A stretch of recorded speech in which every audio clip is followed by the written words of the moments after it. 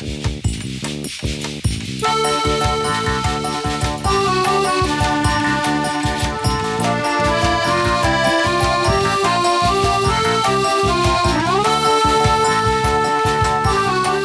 suis Samuel Waro, j'ai 36 ans, j'habite au Tampon, donc je suis le seul coutelier forgeron de l'île de la Réunion. Donc je fais ce métier-là depuis maintenant 3 ans, officiellement, parce qu'avant je le faisais pour ma passion elle-même.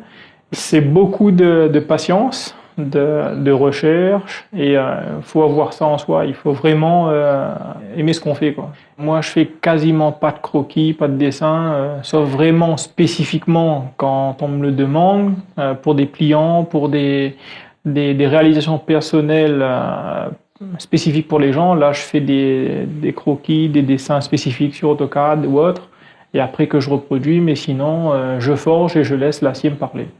On va porter l'acier à une certaine température en fonction justement des caractéristiques de cet acier-là en forge. Donc on va le forger. À savoir que plus on chauffe l'acier, plus on va le mettre longtemps dans la forge, plus il va se décarburer.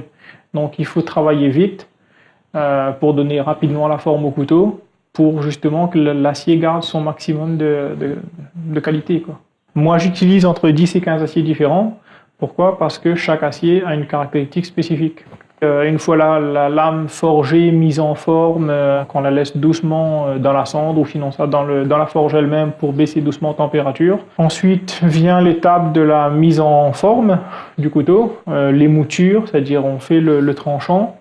Une fois qu'on voit que l'acier est bon à être trempé, là on le trempe. Donc soit à l'eau, soit à l'huile, ou soit les deux, ça dépend. Là j'ai repris le couteau traditionnel réunionnais, que tout le monde connaît. Pour un petit couteau comme ça, il faut compter entre 5 et 8 heures pour le fabriquer entièrement. Un bon couteau de cuisine ou un bon service à couteau, on peut le transmettre à son enfant, qui retransmettra à son petit enfant plus tard. Donc c'est des couteaux qui peuvent passer 100, 200 ans facilement si on les entretient bien.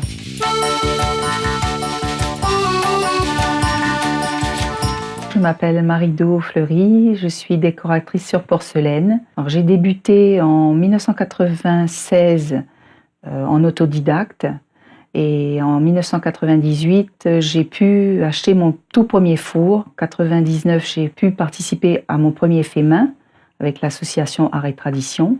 Ça m'a servi en quelque sorte de tremplin. J'ai pu présenter mes produits et voir si ça plaisait, et ça m'a encouragée donc à aller de plus en plus loin.